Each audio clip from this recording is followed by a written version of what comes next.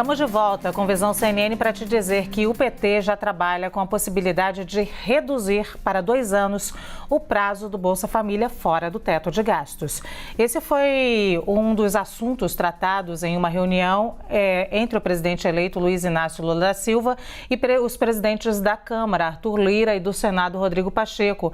A gente vai voltar a Brasília agora, conversar com Pedro Nogueira. Ele tem mais informações sobre essa negociação que já permite, então, que o Bolsa Família fique fora do teto, mas por 2 anos só, não 4, como queria o PT, né?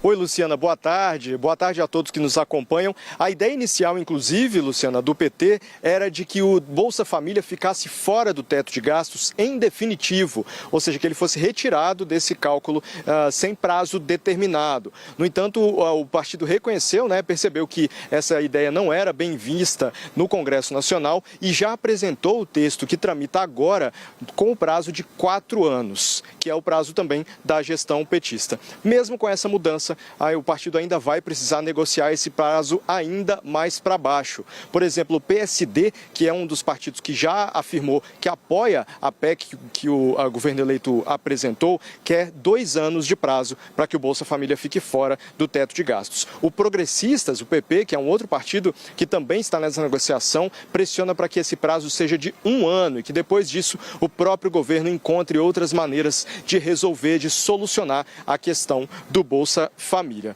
Uma liderança do PT já afirmou à reportagem da CNN, em caráter reservado, que 2 anos é um prazo com o qual o governo eleito consegue trabalhar, consegue então considerar aceitável essa nova configuração.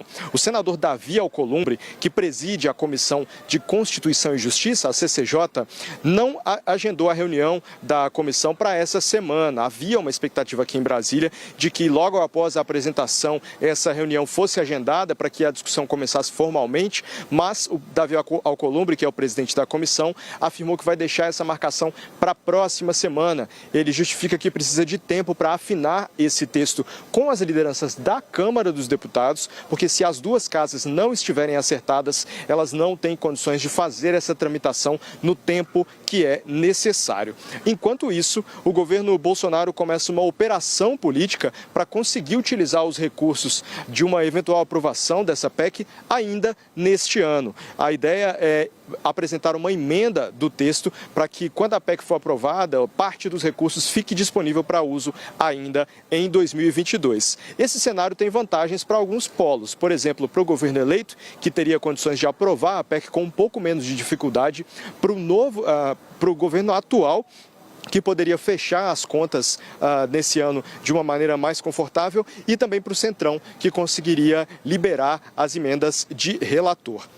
No Congresso, no entanto, tem algumas lideranças que fazem uma avaliação de que esse movimento é uma retaliação do governo Bolsonaro sobre a aproximação entre Lula e Lira. É bom a gente lembrar, como você já comentou, Luciana, que o presidente eleito Lula teve uma reunião com o presidente da Câmara dos Deputados, Arthur Lira, aqui em Brasília durante essa semana, e também o PT declarou apoio à reeleição de Lira para o comando da casa.